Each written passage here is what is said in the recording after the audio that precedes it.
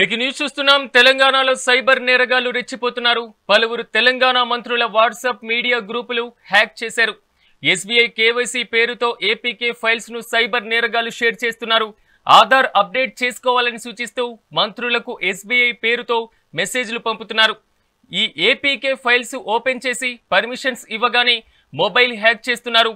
బ్యాంకులోని నగదును లూటీ చేస్తున్నారు.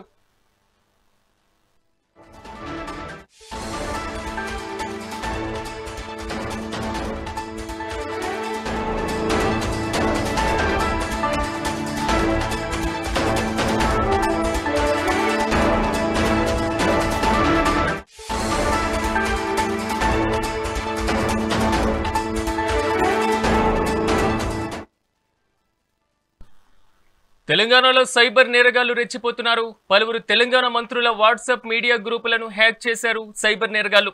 ఇక ఎస్బీఐ కేవైసీ పేరుతో ఏపీకే ఫైల్స్ ను సైబర్ నేరగాళ్లు షేర్ చేస్తున్నారు. ఆధార్ అప్డేట్ చేసుకోవాలని సూచిస్తూ మంత్రులకు ఎస్బీఐ పేరుతో మెసేజ్లు పంపుతున్నారు. ఈ ఏపీకే ఫైల్స్ ను ఓపెన్ చేసి పర్మిషన్ ఇవ్వగానే మొబైల్ ని హ్యాక్ చేస్తున్నారు సైబర్ నేరగాళ్లు. బ్యాంకులోని నగదును కూడా లూటీ చేస్తున్నారు.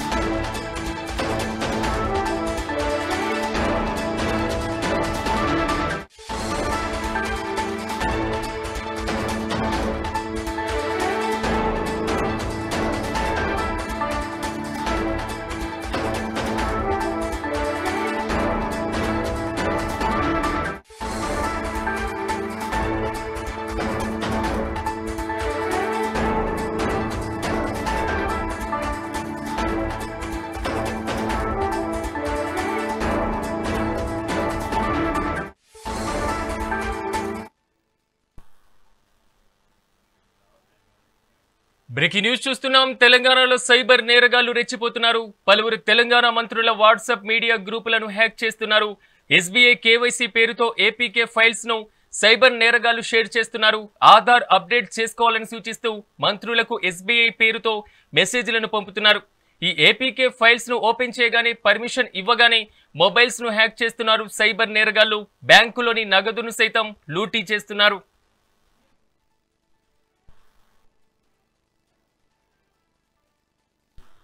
ఇక ఇదే అంశానికి సంబంధించి మరింత సమాచారాన్ని మా ప్రతినిధి రాణి అందిస్తారు. రాణి, చెప్పండి, ఏకంగా సైబర్ నేరగాళ్లు మంత్రుల్ని చెక్ పెడుతున్నట్లుగా తెలుస్తుంది. వరుసగా సైబర్ నేరాలకు పాల్పడుతున్నటువంటి డీటెయిల్స్ ఏంటి? ఇష్యూకి సంబంధించిన పూర్తి స్థాయి అప్డేట్స్ ఏంటి? యాసిరాజ్, మనం చూసుకున్నట్లయితే తెలంగాణలో ఈ సైబర్ నేరగాళ్లు రోజు రోజుకి పెట్టరైపోతున్నారనే చెప్పాలి. ఎందుకంటే పలు నేరాలు, సైబర్ క్రైమ్ ఉద్దేశించి కూడా అనేక నేరాలు వెలుగులోకి వస్తున్నాయి. అటు సామాన్యులు కావచ్చు, సెలబ్రిటీలు కావచ్చు, అలాగే రాజకీయ నాయకులు కావచ్చు. ఇలా ప్రతి ఒక్కరిని కూడా టార్గెట్ గా చేసుకొని ఈ సైబర్ దాడులు అయితే రోజు రోజుకి పెరిగిపోతున్నాయని చెప్పాలి. అయితే ఈ రోజు తెలంగాణ మంత్రులు వాట్సాప్ మీడియా గ్రూపులు ఏవైతే ఉన్నాయో వాటిని హ్యాక్ చేసే ప్రయత్నంలో ఒక ఏపీకే ఫైల్ లింక్స్ ని కూడా వాళ్ళు షేర్ చేయడం జరిగింది. ఈ ఏపీకే ఫైల్స్ లింక్స్ ద్వారా కూడా అవి ఓపెన్ అయినట్లయితే వాళ్ళ వాట్సాప్ అయితే మొబైల్ ని అలాగే వాట్సాప్స్ ని హ్యాక్ చేసే పరిస్థితులు కూడా మనకు కనిపిస్తున్నాయి అనే చెప్పాలి. సిరాజ్, అంటే ఇప్పుడు ఏపీకే ఫైల్స్ ను ఓపెన్ చేసి పర్మిషన్స్ ఇవ్వగానే మొబైల్స్ కూడా వాళ్ళ హ్యాండ్ ఓవర్ లోకి వెళ్ళిపోతున్నాయి, హ్యాక్ అవుతున్నాయి. అలాగే బ్యాంకుల్లో మనకి ఎవరైనా ఫోన్ పే లో కావచ్చు, ఇలా బ్యాంక్ అకౌంట్ లో కావచ్చు, నగదును కూడా వాళ్ళు లూటీ చేసే ప్రయత్నాలు కూడా ఈ ప్రాసెస్ ద్వారా వాళ్ళు చేస్తున్నారు.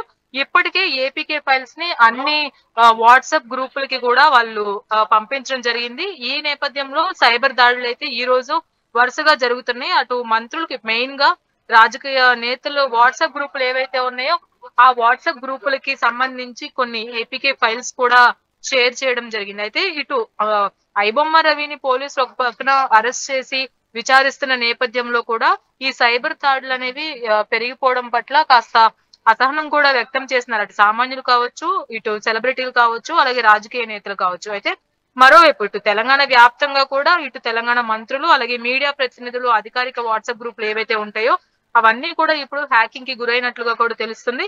వారి కాంటాక్ట్ లిస్ట్ లో ఉన్న నెంబర్లకు మెసేజ్లు పంపి అర్జెంట్ గా డబ్బులు కావాలని, లేదంటే 2 గంటల్లో ఈ మెసేజ్ ద్వారా మీరు పంపించాలి, మేము ఇస్తామంటూ కూడా వాళ్ళ మెసేజ్లు కూడా చేయడం జరుగుతుంది. ఈ లింక్స్ ఓపెన్ చేసినట్లయితే మీకు మనీ కూడా వస్తాయి అనే నేపథ్యంలో ఆ ఏపీకే ఫైల్లో ఉన్నట్లుగా కూడా తెలుస్తుంది సిరాజ్. అయితే తెలియని నెంబర్లు కానీ ప్రస్తుతం ఇప్పుడున్న సిచ్యువేషన్ లో ఎలాంటి ఏపీకే ఫైల్స్ కానీ వీటి వేటుల్ని కూడా ఓపెన్ చేయొద్దు అని అటు సైబర్ నిపుణులు కావచ్చు, అటు సైబరాబాద్ పోలీసులు కావచ్చు కొన్ని హెచ్చరికలు కూడా జారీ చేస్తున్నారు. దీంతో హ్యాక్ గురైన వారంతా కూడా సైబర్ పోలీసులను ఇప్పుడు వరుసగా ఆశ్రయిస్తున్నట్లుగా కూడా తెలుస్తుంది సిరాజ్.